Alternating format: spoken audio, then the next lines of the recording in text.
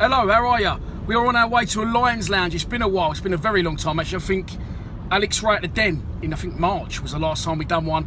It's not always easy to get people to do it. I've done a few now and, done the big bulk of local people, a few ex-players, now living as expats, so that's obviously not going to be easy. But we've managed to pin one down today. He played a pivotal role in our promotion season in 2001. One of the more senior members of that squad. I'll give you a clue. We're on the way down to Portsmouth. I'll see you down there shortly.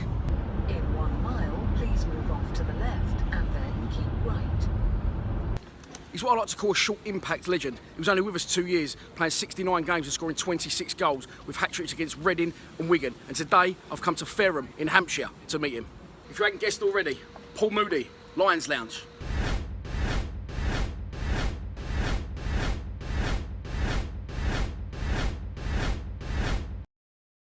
Lions TV, we're back. It's a Lions Lounge. Paul Moody, I'm in Paul Moody's front room. Dreams do come true. Mood. Thanks so much for joining us, mate. Yeah. Good man, thanks for joining us. Let's fire straight into it. You joined the club 1999? Round about then, yeah. £150,000. Yeah, a lot of money back then. It was a lot of money back then, it was. From Fulham. 32 years of age, people might be thinking he's in the twilight of his career, he's come for the payday, but far, far from it. You hit the ground running. Why did you choose to join Millwall? Well, I spent the last year at Fulham with a broken leg and literally got back fit for the last 7 or 8 games. Got myself back really fit. Was on the bench for a few games, come on, scored a few goals here and there. And then at the end of that, literally Paul Bracewell took over as the manager. Long story, but basically he said he weren't keeping me. They had money to buy bigger players and whatever. So he said Millwall's been interested in you. Do you want to talk to them? So ended up going up the M3, the services, met Bob Pearson, and we had a little chat, and literally was sorted out within about half an hour. Deal done. And he said you need to go and speak to Theo Pafitas, who's the chairman at the time. And just to sort of finalise the deal and then get a medical done. And that was it, basically. Deal done.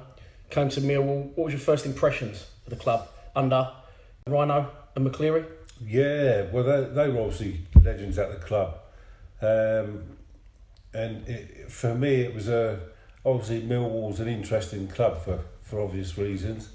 And to have them a chance to play there and experience that, playing in front of the fans, whatever, it was one of those things I was really looking forward to. So no, it was a decision I was glad I made. First game of the season away to Cardiff, which obviously I think that was Denzel's debut as well. Yes, yeah. And there was obviously a lot of rivalry between the fans, and you, as players, you sort of pick up things, what the fans are planning to do and where they're going to meet all the other fans and whatever. So it's like one of them, you're really up for it yourself as a player. And then after the game, I think we drew 1-1, but during the game you could see fighting going on up in the stands. That was at the old Ninian Park. Yeah, well, we played them Saturdays, I didn't go Saturday, but apparently the ground's not as intimidating. That was really intimidating, apparently, Ninian Park. Same as the old Den, yeah. But basically after the game we drew 1-1, gone in the change room, had a little chat and whatever. And then obviously when I was the most experienced player there, I had to take warm downs for after the game. I used to just go out on a pitch and do 10-minute stretch and whatever. And there were these massive doors through the tunnel, about 10 feet high doors. Opened the doors up, there's a couple of stewards there, and there was bricks coming down, there was seats. Apparently they ripped up what was it, the old cast iron drain covers and stuff. And the Cardiff fans? Yeah, and there was Millwall fans and there was women and kids in there, and it was a little bit naughty. And obviously the stewards see this, they closed the doors up on them, and I just thought, nah, get them in there. I'll push them out the way, open the doors up. Me and Denzel, and someone let off a fire extinguisher. I think they were firing it at the kids, and we ended up with about 20 fans in our dressing room. Literally after the game, it was Millwall fans? Unbelievable, yeah, Millwall fans, just to sort of protect them, fair play. it was bizarre. You don't see nothing like it there. we were in the bath. All the players were in the bath. Obviously, no gear on. There was all these fans around. Oh dear, a few kids. You had to be there to see it. Yeah. Oh, I bet if they was there and they did see Denzel, they'd probably having a few nightmares over it still now. Yeah, I'm still having nightmares as well about it. So obviously, first season, we just missed out in the playoffs, losing to Wigan. Rhino and Macca then obviously lost their jobs. What was the feeling around the dressing room, around the club at that point? Yeah, a little bit harsh, I think, because obviously we got so close, and I think over the 2 games against Wigan, we'd done enough to beat them. I mean, we drew 0-0 at home, and I think we had the better play. And even when we went up there, we had more chances than them. They scuffed a lucky goal. Yeah, I remember it. So yeah, I think the feeling generally was a little bit, and everyone's obviously wanting to know who was coming in to take over. And obviously Mark McGee coming. McGee got the job done, but was it what was different? What was different training wise and mentality wise to the way that Rhino and Macca ran things? Well, I think Mark come in and he was there for a few months, I think, and then he appointed Ray Harford as his sort of coach to do what he had to do on the training ground. And obviously Ray Harford he'd been won the Premiership with Dalglish at Blackburn a few years prior to that. So it was interesting when he first came in. First couple of training sessions were sort of keeper gets the ball out to full back, hoof it as far as you can down the line. Right. Obviously to me was playing up front to big man and just sort of feed off that and sort of playing along the lines of the Leeds team, which won I think it was the first division at the time, Premier, around about early 90s. Right.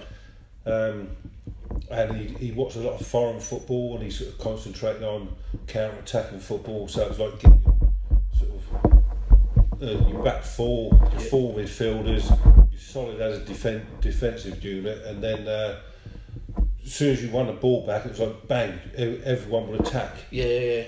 And looking back for me, because I was a focal point a lot of the time, it was quite exciting football. Oh, I bet, yeah. And I think a lot of the fans see that, because we were, we did soak up some pressure at times, but then obviously when you got the ball, it was you knew something was going to happen. Yeah, 100%. I was just about to say, I was going to hold it back, we'll go straight onto it. That dressing room, the players in the team at that time, the attacking excitement, the young players, Reedy, I feel, Cahill coming through, you must have had a lot of service. That's right, yeah. I mean, they were all fresh, and obviously when you're at that age and stage of your career and you're in the first team, you just want to try and impress, and they were all good players as well. Paul Ifill as well, Lucas Neal, there's probably 6-7 good young players there. They're a trappy. They were. I know a couple of them. A trappy lot. What was that like for you, being an older head? Bertie was the main one. Funny, lovely fella. But it was like he ended up international for Canada. Yeah, that's right. Yeah. And Timmy Cahill, Lucas Neal, they played international football, and it just goes to show what a good team, good young team there was there. Yeah, 100%. So it was sort of interesting, and so Ray Harford got us playing this sort of direct, but once you get the ball past as short as passes to get to the other end of the field. Sounds familiar. Which was as I say, and it turned out trumps for us. Yeah, well, so moving on to the partnership, his strike partner, I left him out for obvious reasons.